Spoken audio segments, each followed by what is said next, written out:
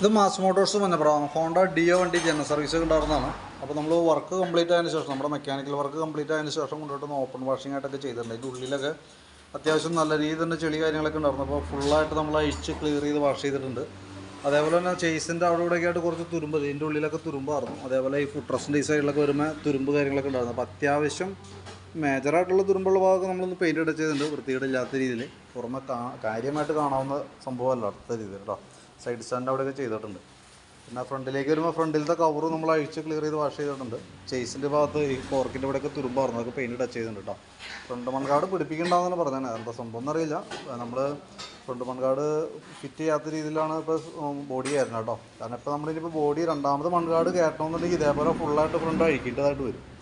അപ്പോൾ നമ്മളത് കൃത്യമായിട്ട് പറഞ്ഞാണ്. അപ്പോൾ ഞാനിപ്പോൾ ഈ രീതിയിൽ വർക്ക് കംപ്ലീറ്റ് ചെയ്യുന്നുണ്ട്. മൺകാട് വെക്കേണ്ടതെന്ന് പറഞ്ഞാൽ അത് നമുക്ക് ഒഴിവാക്കിയിട്ടാണ് സെറ്റ് ചെയ്യണത് കേട്ടോ. അപ്പോൾ അതിൻ്റെ ഫുള്ളായിട്ട് ഫ്രണ്ട് ഭാഗവും കൂടി നമ്മൾ അഴിച്ച് ക്ലിയർ ചെയ്ത് വാഷ് ചെയ്തിട്ടുണ്ട്. ഇനിയിപ്പോൾ നമുക്ക് ജസ്റ്റ് അതിൻ്റെ ആ ബോഡി ഒന്ന് സെറ്റ് ചെയ്യാനുള്ളൂ. ബാക്കിയത്തെ വർക്ക് കംപ്ലീറ്റ് ആയിക്കണാണ്. വണ്ടി ബില്ലായിക്കൊണ്ടിരിക്കുന്നുണ്ട്.